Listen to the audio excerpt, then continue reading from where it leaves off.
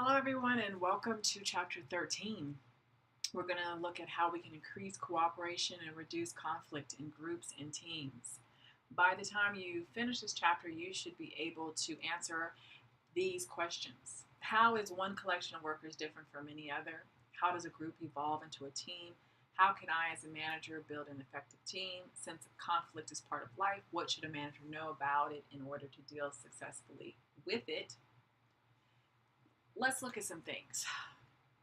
When we look at virtual teams, right now, if you're not working in this classroom uh, every week, you're working virtually. And so, this is a great way for you to see what it's like to work virtually across cities, states, and countries with other team members. And how to go about managing them can be very difficult. So you have to take baby steps and manage by results. You cannot try to use a traditional approach because it's hard to track people when they're spread all over. But if people are turning in their deliverables on time, then the results speak for themselves. So that's how you manage. You state your expectations up front and you reinforce them. You write them down, you communicate them, but you're making sure that you're considerate of others. You're aware of cultural differences and you make sure that you meet regularly. And so that may be once or twice a week. And you may be meeting through webcam or phone, or if possible, you may be meeting at certain points of the year face to face. So why is teamwork important? It helps to increase productivity, speed, reduce costs, improve our quality, reduce destructive internal competition, and improve our workplace cohesiveness. So let's look at some examples. When we talk about increasing our productivity, at one GE factory, the teamwork resulted in a workforce that was 20% more productive than other workforces they've had elsewhere. When we look at increased speed, Corp, maker of life-saving medical devices, cut their time in half. So the amount of time it took for them to get to products was cut in half by improving their teamwork dynamic. When we look at reduced costs, Boeing used teamwork to develop the 777 at costs far less than normal. Westinghouse used teamwork to improve quality performance in its truck and trailer division and within its electronic components division. Men's Warehouse fired a salesman who wasn't sharing walk-in customer traffic, and total clothing sales volume among all salespeople increased significantly. That's how teamwork can reduce destructive internal competition. Cisco Systems told their executives that they would gain or lose 30% of their bonuses based on how well they worked with their team members. And within 3 years, they had record profits. That's how you can increase and improve cohesiveness within the workplace. So our group is 2 or more people that freely act and share norms, goals, and have a common identity. A team is a small group of people that have complementary skills. They're committed to a common purpose, certain goals, and an approach for how they're going to conduct themselves and mutually hold each other accountable. So a group blends into a team. There's different types of teams. We have work teams, virtual teams, self-managed, top management teams, problem-solving teams, cross-functional teams, and continuous improvement teams. A continuous improvement team is of volunteer workers and supervisors that meet intermittently to discuss workplace and quality-related problems. They used to be called quality circles. Our cross-functional teams are composed of people from different departments like sales and production, and they're pursuing a common objective. Problem-solving teams come together temporarily to solve a specific problem, and then after the problem is solved, they go back to doing what they did before. Our self-managed teams are trained to do all or most of the jobs in the work unit. They don't have a direct supervisor, and they are responsible for their day-to-day supervision. There's no one over them, and there's definitely no one micromanaging them. Top management teams are usually your CEO, president, vice president, COO. They're anyone from top department heads, and they work to help the organization achieve mission and goals. Your virtual teams interact through computer networks, collaborating on projects that can be spread all over the country or the world. Now, work teams engage in collective work requiring coordinated effort. The purpose is to provide advice, production, project, or action. So we have formal and informal groups. A formal group is assigned by the organization or the managers to accomplish a specific goal. An informal group is formed by people who their purpose is to get together for a friendship or common interest. So Simmons employees gather often in the lunchroom. It's more work than chit chat, and managers are placed overhead projectors and notepads in the lunchroom to facilitate the exchange of information. This is how we can do an informal group with informal learning. So we have 4 purposes in work teams. We have advice teams that are created to broaden our information base for certain managerial decisions like committees and review panels. We have production teams that are responsible for day-to-day operations, and those can be our maintenance crews and our assembly teams.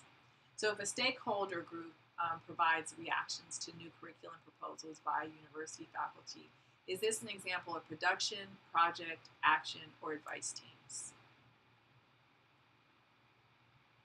If you said D, advice team, you're correct. So a project team works to do creative problem solving, often by applying specialized knowledge across a cross-functional team. And those could be our task forces and our research groups. Our action teams are focused on accomplishing tasks that require people with specialized training and a high degree of coordination. So we'll have our SWAT teams, airline cockpit crews, hospital surgery teams. Under self-managed teams, we have our continuous improvement teams, and they are small groups of volunteers or workers and supervisors who, as I said earlier, can meet to discuss workplace and quality-related problems. Under self-managed teams, those workers are given administrative oversight for their tasks domains. So how can we empower self-managed teams? Table 13.3 shows you 4 ways. Managers should make teams accountable for their work, allow them to set their own goals, and solve their own work-related problems. The team should be able to work with a product or service, not just a part, but the entire product or service, assign jobs and tasks to its members, be able to develop their own standards and measurement techniques, and handle their own problems with internal and external customers. Members of this team should be cross-trained on jobs within their team and within other teams, do their own hiring, training, and firing, and do their own evaluations of each other. And they should be paid, at least in part, as a team. The team has access to important information and resources both inside and outside the organization, and they should be allowed to communicate with and draw support from other teams and departments, as well as set their own rules and policies. You have in a lot of instances with some CEOs who are absolute control freaks, they don't support self-managed teams. They just can't let go of the control that comes with that. So these are usually very highly skilled teams that are brought together. So there's 5 stages of group and team development: forming, storming, norming, performing, and adjourning. Under the forming, you get oriented, you get acquainted, you get to know each other. Then from there, you go into finding out about individual personalities and how those roles can merge together. Under the norming stage, that's where you start to have some conflicts resolved, relationships develop, and you start to unify as a team. Under performing, you're now solving problems, completing assigned tasks, and then when you're ready to disband, that's the adjourning phase. You're now going to break up to go back to doing what you did before you formed as a team or group. So under the forming stage, leaders should allow time for people to become acquainted and socialize. It should not be rushed. You have to allow that relationship to build. Under storming, you should encourage your members to suggest different ideas, to be able to speak up when they disagree about something and work through their conflicts that they have about specific tasks and goals. So Jeff has a work group and they're having a disagreement, a lot of disagreement over the direction the group should take. Are they involved in forming, storming, norming, or performing stage? He said storming, you're correct. Remember, let's go back. Roll the conflicts. So, under norming, you resolved your conflicts.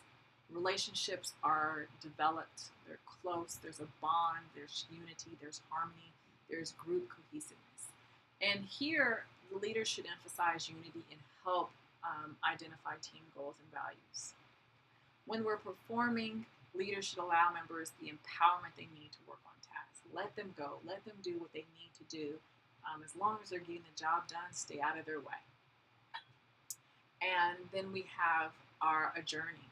This is where you can help ease the transition by rituals such as celebrating the end and new beginnings. You can have parties and different things to celebrate the accomplishments and the relationships that have been formed in this bond. And now we're going to go to the next chapter. So here you see these blocks of how we can build effective teams through cooperation, trust, cohesiveness, size, motivation through mutual accountability, performance goals and feedbacks, roles, norms, and awareness of groupthink. So when we look at cooperating, those are the efforts that are systematically integrated to achieve a collective objective, the group, the team's objective as a whole. Trust is when we put faith in each other's intentions and behaviors, what we believe someone intended in the behaviors that they display. Cohesiveness is how well we stick together, the glue that bonds us. So how can we enhance that glue? Keep your team small, encourage them to interact and cooperate, emphasize the common characteristics that members of that team possess, strive for a favorable public image to enhance the prestige of the team, give each member a stake in their success. They get a piece of the action. Point out the threats from the competition so that the team then wants to really bond even more. It joins them together because it's them against the competition. Ensure that performance standards are clear and regularly updated so everyone knows what the team goals are. Frequently remind the team that they need to each other in order to get the job done, and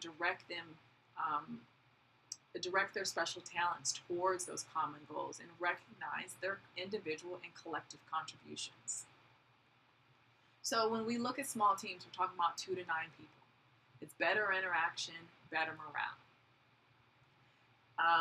The disadvantages are, of course, you have fewer resources and possibly less motivation because there's fewer people to feed off each other. And most likely there could be unfair work distribution because you may have one person doing the work of 4. So there are some disadvantages to that. With a larger team of 10 to 16, you can have more resources, there's greater division of labor. However, there's usually less interaction because there's more people. The morale can be lower, and you can have social loafing, which is the tendency of people to exert less effort when working in groups than when working alone. Why? Because there's always one person that's going to let someone else pick up the slack for them.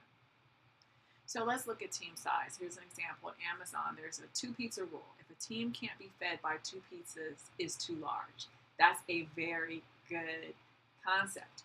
Why? Because most large-sized pizzas have 10 to 12 slices. And usually if you're feeding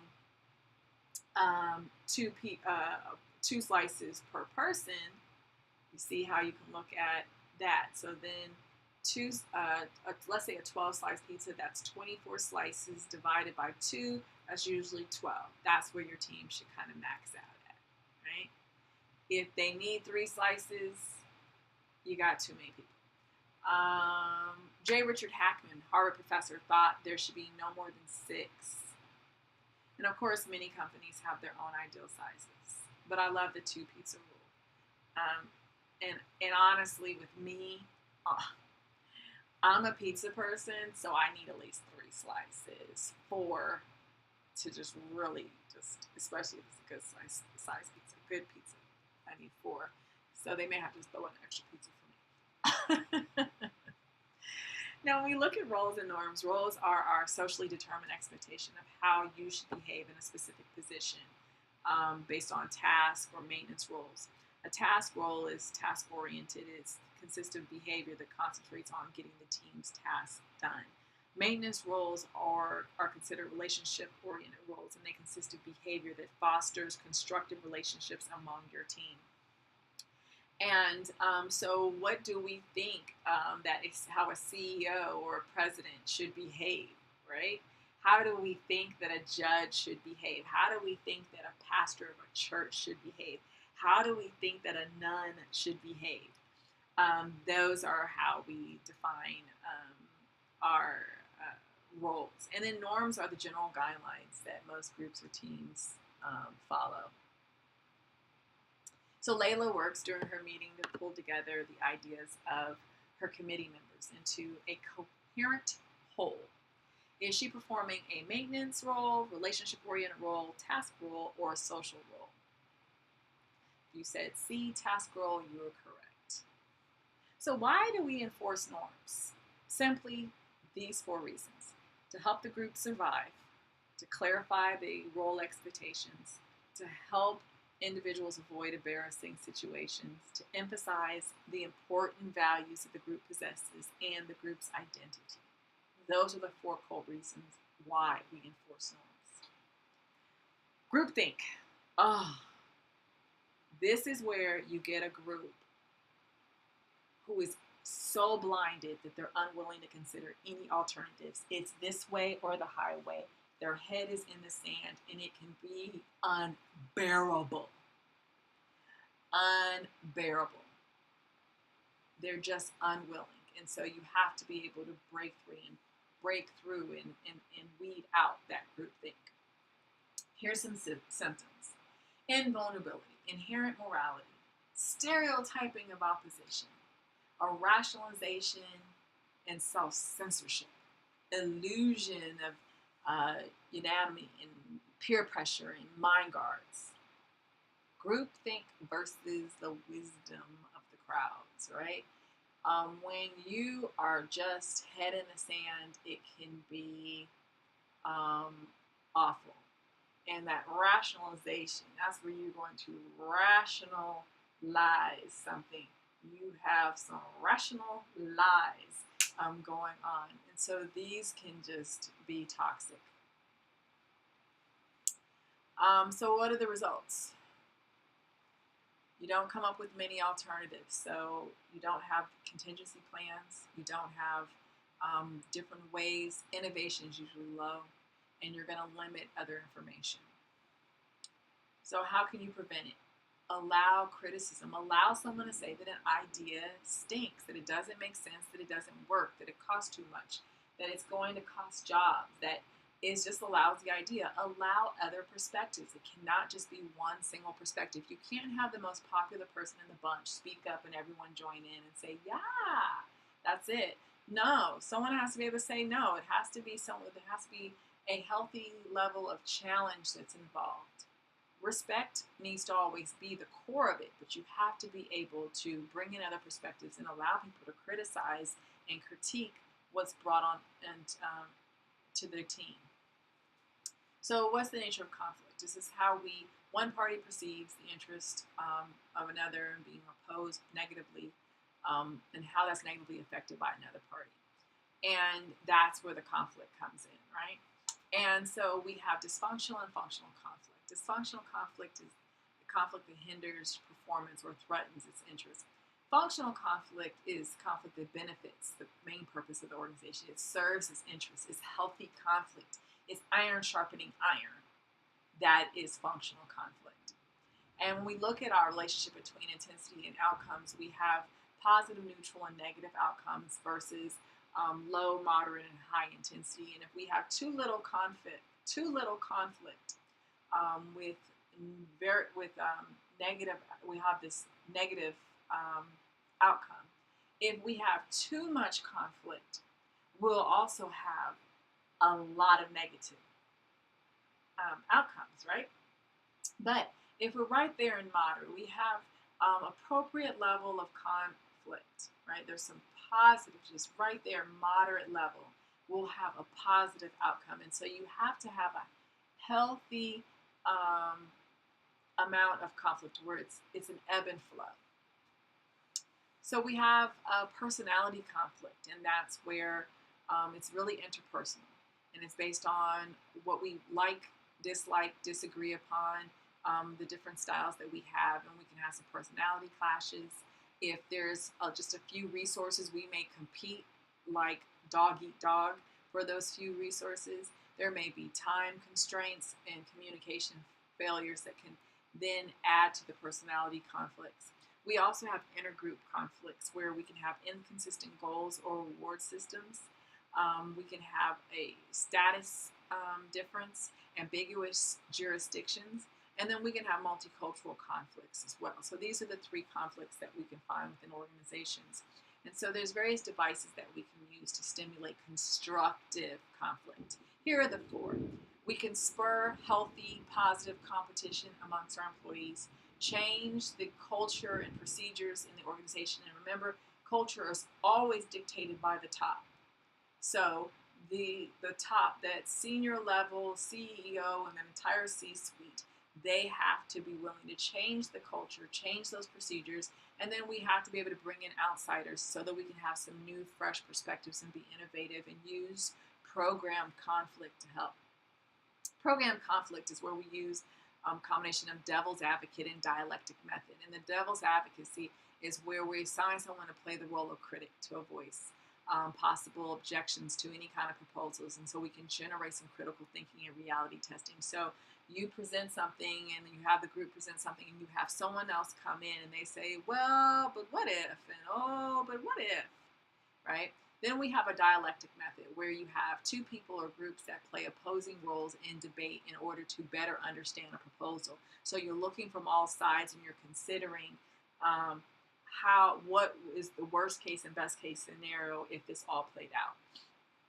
So let's look at 5 conflict handling styles. We can avoid, maybe the problem will go away, right? We do this in our personal lives. We can avoid it. We can accommodate. We just, okay, fine, you just do it your way. We can force it. No, you must do it my way. It's my way, my way, my way, my way, my. We can compromise and say, okay, let's split the difference. Let's do this, which is my part. Let's do part of what I suggest. Let's do part of what you suggest. And then we can collaborate. Let's just cooperate to get win-win, so we can both benefit. How can we both do this together? And so those are the 5 ways that we can handle conflict. So with that, that's the end of chapter 13. I hope you dig deep in this chapter so that you can really be able to see the ways in which it can benefit you both personally and professionally, so that you can be a better manager in all aspects of your life. If you have any questions, you know how to reach me.